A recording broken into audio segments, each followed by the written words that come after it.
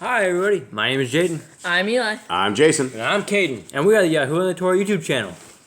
We are so glad you could join us. We are very grateful that you would spend the time with us to read this. We are now in Numbers, so we've gone through 3 books now, which is a crazy thing to think that you've gone through all these weeks with us, all these days with us, learning the Torah, and we appreciate you guys. We appreciate you guys taking the time, just spending it with us. Even though we can't hear you, we read your comments. We appreciate your thoughts and your prayers and everything that you guys have for us. And we're just a giant family here, and that's what we're supposed to do as a family, is supposed to recite the Torah. We're supposed to read on our minds. When we wake up, we're supposed to read it. We're supposed to write on our hearts. We're supposed to tell it to our children, and that's what we're doing.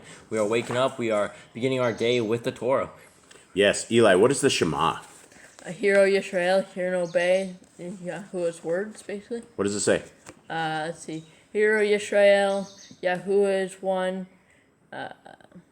You shall love Yahuwah. With all your heart, mind, and soul, and with all your strength. Yeah, and so Eli, get up to the mic here if you would, please, so we can hear your kind little quiet voice. I would appreciate it. All right, well, thank you guys very much. How are you guys doing today? Good. Everyone okay? Yep. Everyone survived yesterday? Yep. A little bit? All right, we're into Numbers here. Eli has not read into the Numbers. He didn't review what we did yesterday.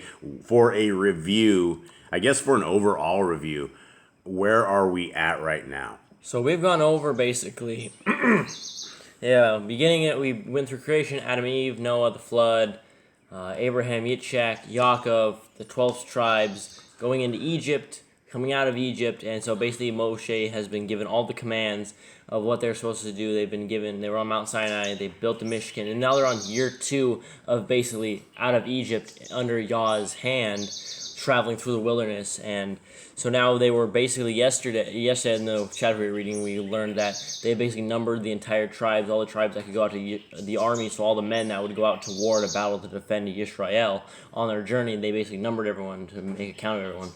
Yeah, so they did a big poll. They did their own little kind of selective service. And before we get going, let's go over a couple of things that I want to talk about. Ori Pup was speaking, and this was my dog going crazy. Ori Pup talks about when we were discussing Brother Shaul and his writings. I'd like to remind everybody, and this is absolutely true, that Peter tells us you got to be very careful. He says, I think you're like, what does he say? You're weak or something if you misunderstand something of that degree. Something. If you misunderstand Paul's writings, Brother Shaul, and you say the laws, statutes, and commands of Yah are gone, it says you're kind of a weak-minded person. And so we don't want to be weak-minded. We want to understand that our Creator does not change. He has never changed. His laws, statutes, and commands are good until heaven and earth pass away. And, I still look outside my door and I still see earth out here. I still see heaven up there. If it has passed away, I have yet to figure this one out. And something that also, if you go through the books, how Colossians, Galatians, Ephesians, those are all different tribes of people outside of Yisrael that Paul had converted to Torah, that had shown the light of Messiah, and that basically they wrote to him first, had a whole bunch of questions, and he wrote back to them and made it into a book. So a lot of things won't make sense because you don't have the first letters from them to Paul. So when he explains saying, don't feel bad, don't feel judged about what you eat by these people because they were into eating pork, they were into this, and now that they're like not eating pork, they're like, their family's judging them. It's like when you come into Torah and you tell your family you're not going to celebrate Christmas anymore, you're almost outed as a family member. It's the same way it was. They were getting outed for not eating pork, so they wrote to Paul saying, what do we do? And he said, don't be judged on what you eat, food or drink. You have Yahuwah, right? And things like that. So you didn't have the first part, so it didn't make a lot of sense. But when you understand in context that he was actually writing to people that had questions. Yeah, and it's like some of the stuff he says. I mean, he talks about like you to be considered like a widow, you have to have like certain things. I mean, Brother Shaul basically set up his own set of doctrine. Basically he says like women shouldn't speak in congregations, and I've never found that in the Torah anywhere. We don't see female priests or anything of the sort. But the rules and regulations he puts down are for a time and a place where these little congregations, these little ecclesias that he was setting up, had questions. And like Cade said, you're only seeing one half of it. It makes zero sense when you're only reading the end of a reply. I mean, they could have had like 4 or 5 letters together, and all you're seeing is one letter reply, and people will make an entire doctrine on that. So it is very important we study to show ourselves approved unto Yah, a workman who needeth not to be ashamed. Now this comes on another one. We have Grandma here, and we love the grand. She's our favorite grandma, and I know there's a lot of grandmas out there, but we actually adopted her and she adopted us. We've never seen her before, but she is our we're calling her our new biological grandma. If not from this family, from another family, but we're considering her that. And like all of you guys, we consider all of you guys our family. The Clarissas and the Carlas and the Ancient Path Remeneds and all of you guys. You guys are all part of this family here, and we do appreciate you guys and your conversations with us and things. And so this is what she said. She said, "Good morning, first family. Good morning, first morning family. Couple of questions on Paul. Who decided his name change? Why is almost half of the New Testament books his books? Keep me confined to the narrow way, Abba." Matthew 18:2-4. And yeah, that is a very good question. I don't know the actual answer for that. I do know when I was in Christianity that they were like, yeah, once he converted, Brother Shaul changed his name to Paul. And, there is something to the fact that Paul is like a tent maker. It is actually not it could very well not even be a name. I mean, his name is probably Shaul. And, so he changed his name or something changed. I don't know where that went down. But does anyone here? One thing I will note is that in Holy Scriptures, if anybody reads the Holy Scriptures, it still says Shaul all throughout his book. It says Shaul, an emissary of Yahushua. Yeah. And not Paul. And I think the story was, he changed his name was so he didn't scare the newborn Christians or something like that. The newfound Christians. It was something. I don't think that's biblical at all. I don't think there was anything biblical to that. Yeah, and as far as why did he almost write all the New Testament books, that is a very, very good question. I am going to post a video today by Dr. Stephen Pidgeon, and it's called The Apocrypha, to read or not to read. And you will learn, if you guys make it to the very end of it, and I strongly suggest you guys do, if you make it to the very end of it, you will see that Brother Shaul is not who we thought Brother Shaul was. There's a lot more to it. And one thing that I can add, and I haven't found this book, but I asked Nicole to find this book, and I don't know if she found it or not for me, but I had bought it years ago on Kindle. And it was historians, and it was a guy that wrote a story about all these historians that had studied up on the works of Brother Shaul. And they read it in they read it in Greek, and they were basically comparing the writings of Brother Shaul with basically you put all together. And this is the example that is, if I wrote a love letter to my wife, if it wasn't me that wrote a love letter to my wife, she would absolutely know. It would be things that I would not say, writing styles that I would not do. It is extremely hard to emulate somebody that you know intimately.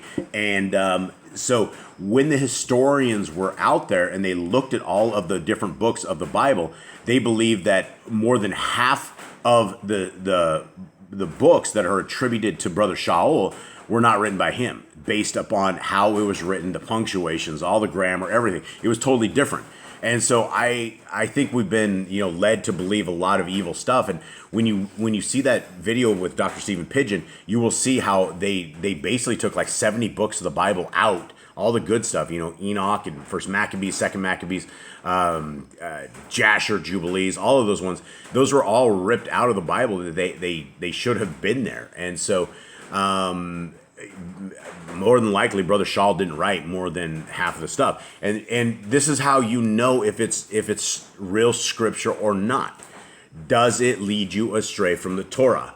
If there's anything ever that says we should be following other gods or doing something else, or that the laws of God are gone, then obviously we need to pick up rocks and start chucking it at the person who wrote that, right? Because that would be going against scriptures, and so that wouldn't be, that's wrong. And so we must study to show ourselves approved unto Yah, a workman who needeth not to be ashamed, rightly dividing the word of truth. I use that scripture all the time because so many people do not rightly divide it, and they will take 2 or 3 books out of the New Testament and they'll make a doctrine out of it, and then all of a sudden they're sitting there eating pork, living in adultery, living in fornication and all this evil stuff, and they don't know why. And Yah's cursing them, and they think they have blessings when they don't. And that's the thing is you don't know how many blessings you have missed out on when you don't keep the laws of Yah. And so we can see the curses, but what those curses should not have been curses. All right, let's go to the next one.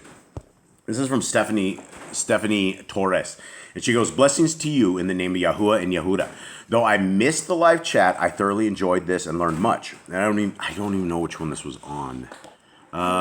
It was a Sabbath one. Okay, that was on our Sabbath one. One thing I may be able to help humbly explain is the drinking of the blood.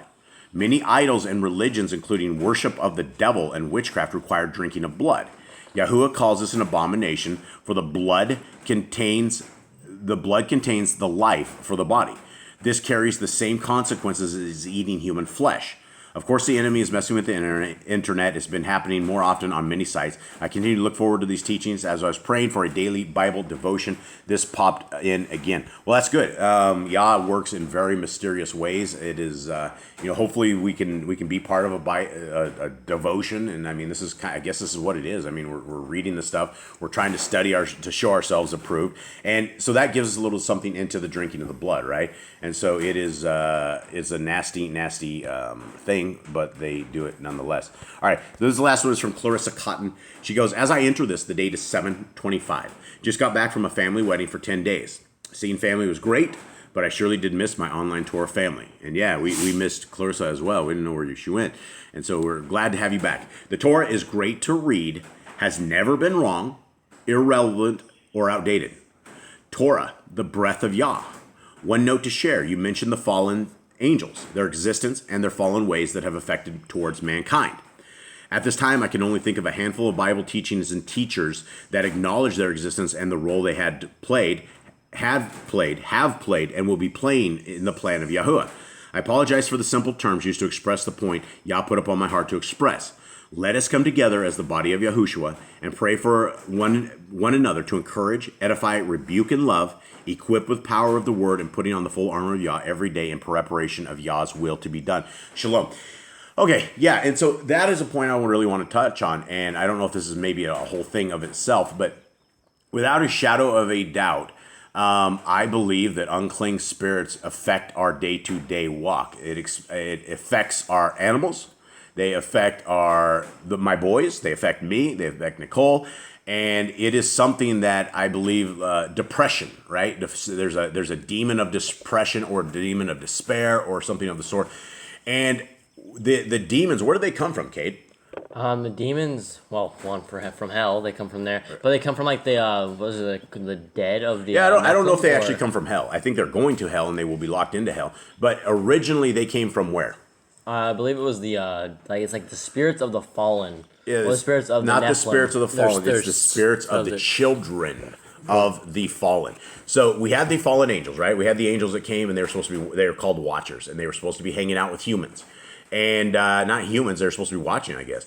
And so they they hatched a plan, and they decided that they were going to mingle and mate with the women, and so they did. And what happened was a genetic mutation that was just off the scales. And so you had the first generation, which were the fallen angels and human women, right? And that was called the fallen. And then you had the first generation that was called was it the Nephilim or Nephilim first? Nephilim, I think. I think the Nephilim was the first generation. And then you had all of those suckers inbreeding. And then you had the Nephilim, which was yet another set. And then you had the third generation of these suckers called the Eliyahu. And every generation, they got bigger and they got stronger. And so it wasn't just, we're talking, if you're looking at the pyramids, if you're looking at the giant things of this world that you're like, how did these people back in the day ever do this? Well, these people were 100 times larger than we were. And they got so violent that they started eating man, and they started eating women and the children, everything, all human beings. There was too many of them, and they were too strong. And so a couple of angels went up to Yah, and they said, Yah, have you not seen this thing? What are we to do? The mankind is being destroyed and being ravaged. And so Yah cursed them. And so he had the fallen, and he took all the fallen angels, right, the dads of all these evil things, and they're all locked in chains. The main one is tossed into a hole with sharp rocks and no light. Who was that? Azazel, right? He was the main evil dude, and the fallen are the people that taught us all of stuff like women's makeup, perfumes, all of that kind of stuff. In fact, they gave us the very first abortions. They taught women how to abort their babies, and their men are like, I want these women to look very good. And so they basically they taught them how to kill the babies in the womb. How do they know this stuff? I do not know. But what happened was Yah cursed them, and he told them that, he told the fallen that their curse was to watch all of their children destroy each other. And since the fallen, the humans have souls. We all have souls. The problem was the fallen and all of their offspring for probably, I don't know how many hundreds of years this went on, but all of the offspring had no souls. And so when they die, they were left here on this earth to roam and to get us and to basically, it is the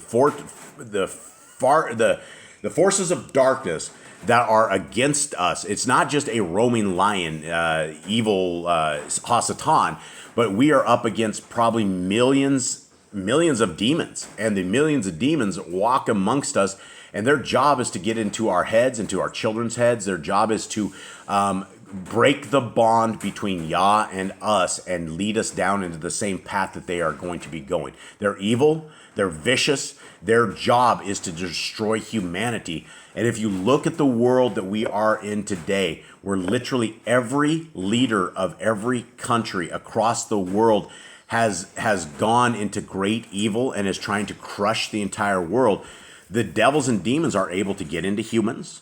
They're able to open up, and that is why drugs and alcohol and things of that nature, even trauma, the demons will take us. When we have times of trauma, when we're down, when we're broken, we absolutely have to be in prayer to Yah. We absolutely have to have the forces of light to fight these forces of darkness. And I do not believe that we go through a single day without having unclean spirits try to take us out in one way, shape, or form.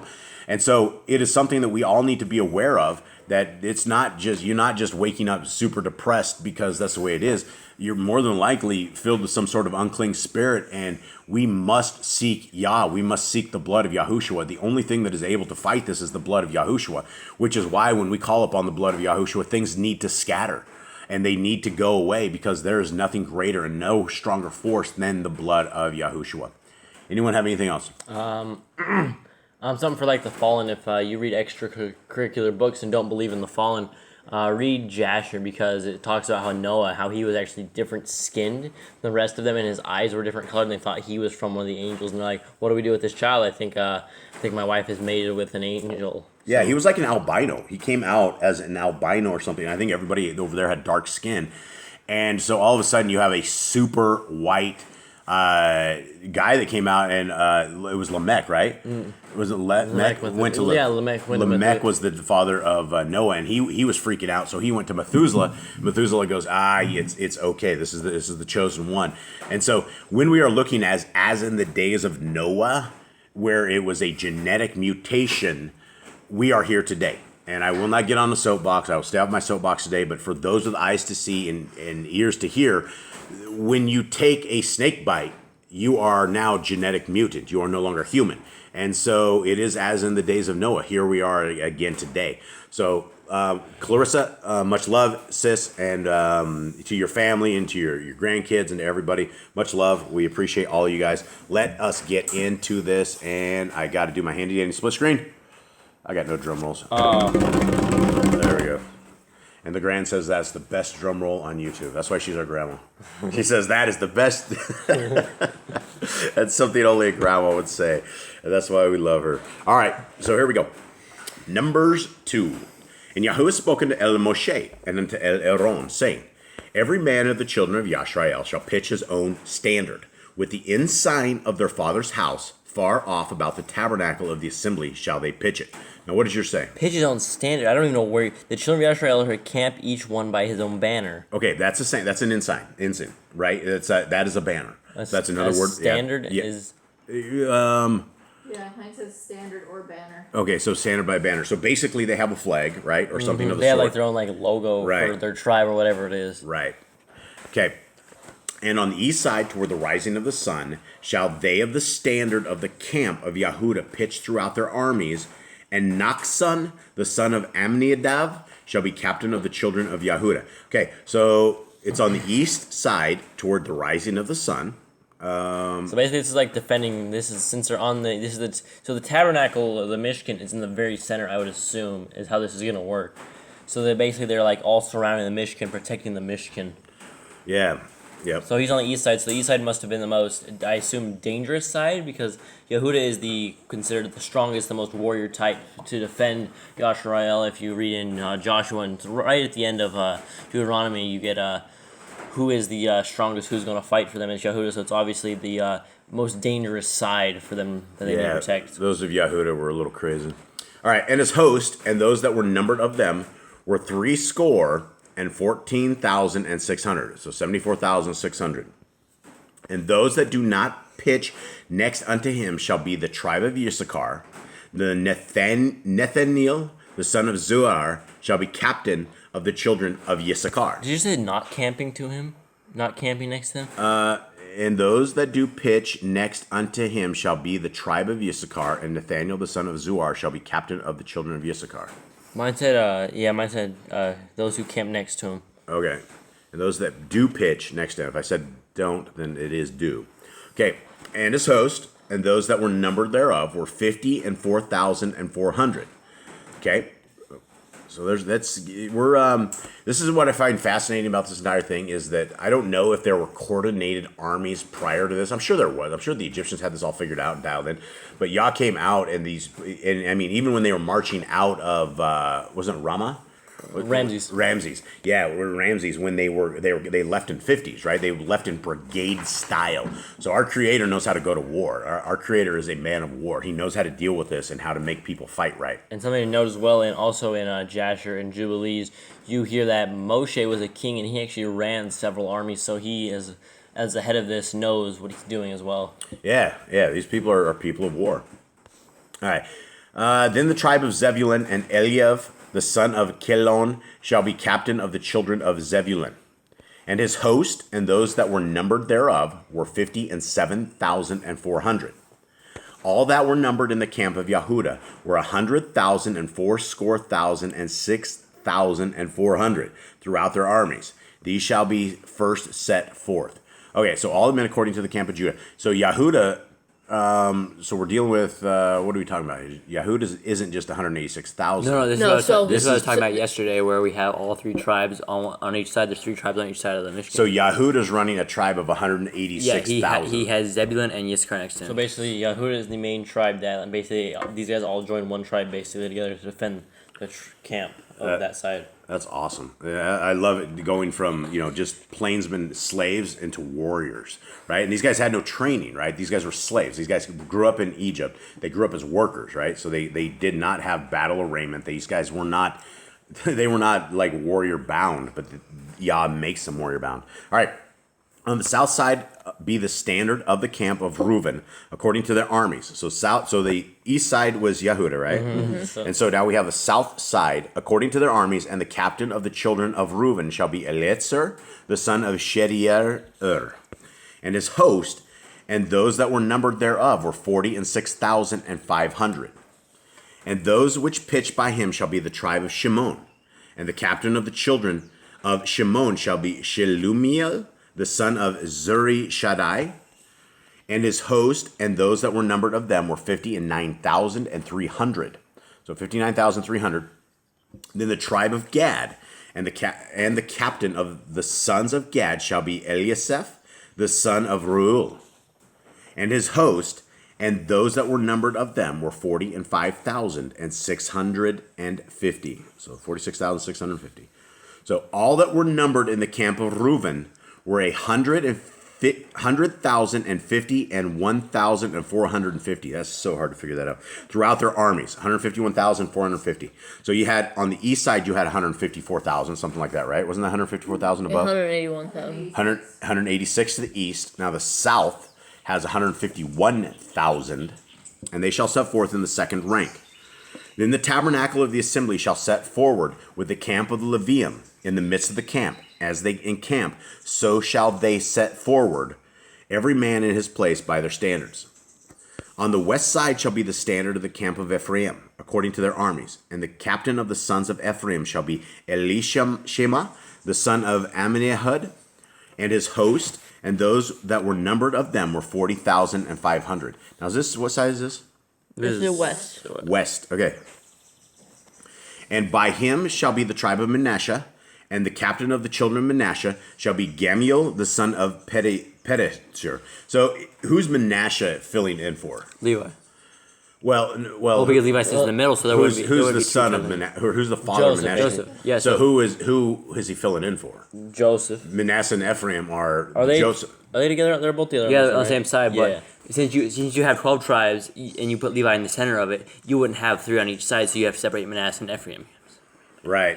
Okay. So that's interesting though, because this would be the tribe of Joseph, is who it would be, but instead But- it split off. He was able to have 2. Yeah, when that happened is because the way that he blessed them and how he basically made them Jacob basically made him his sons when he blessed them. He's like, these are my sons now, because he didn't get to know Joseph for years on end, and basically he saw his kids and basically these are my sons now, and basically Yeah. made them the tribes instead of Joseph. That was huge. That was a huge upgrade. It's not just instead of Joseph. I mean, I would rather have, instead of me have a tribe of Jason, I would rather have a tribe of Jaden and Caden and Eli, right? If you were able to split off that and that becomes like a top tier group, that would be an amazing honor.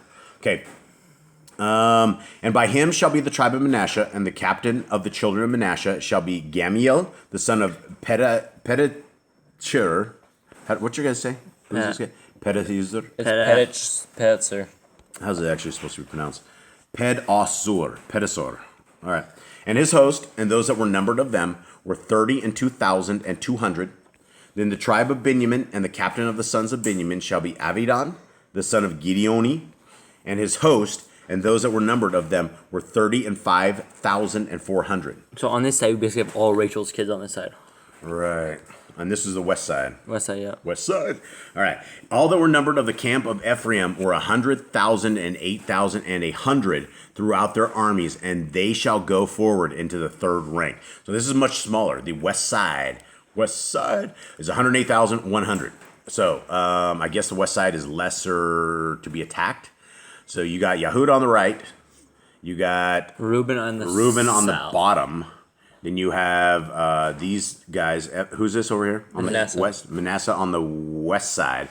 Okay. Oh no, Ephraim, my bad. Yeah, Ephraim, Manasseh, and Benjamin. So. Okay, yeah, Ephraim, and they're both there. Ephraim and Manasseh are both there? Okay. All right, so 25. The standard of the camp of Dan shall be on the north side by their armies, and the captain of the children of Dan shall be Achiezer, the son of Amniashadai, and his host, and those that were numbered of them were 62,700. So 62,700.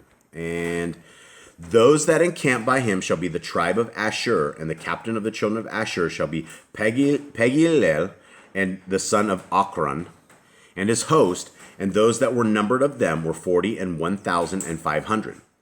Then the tribe of Naphtali, and the captain of the children of Naphtali shall be Achira, the son of Erinan, and his host, and those that were numbered of them were 53,400.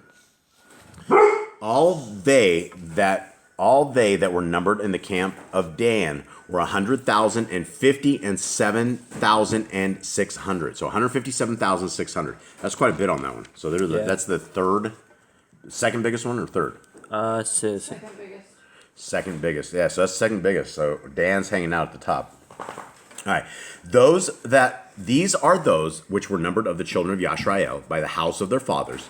All those that were numbered of the camps throughout their hosts were 600,000 and 3,550. Now, what do we got? 603,550 is their army. All right. There we go. But the Levium were not numbered among the children of Yashrael, as Yahudah commanded Moshe. And the children of Yashrael did according to all that Yahuwah commanded Moshe. So they pitched by their standards. And so they set forward, everyone after their families, according to the house of their fathers. Okay, so we had, on the east side, we had 3 tribes, right? The south side, we had 3 tribes. Yeah, 3 tribes. The west side, 3 tribes. 3, and the north has what? 3. 3 times 4 is 12. Well, and what we have... Levi gone, but we split Joseph into 2. If Ephraim and Manasseh were all on the same side... They're split. They're considered 2 different tribes. Right, but if we had... What I'm saying here is I think the north tribe didn't have 3 tribes in it, right? It had Gad. It had Gad, Asher, and Dan.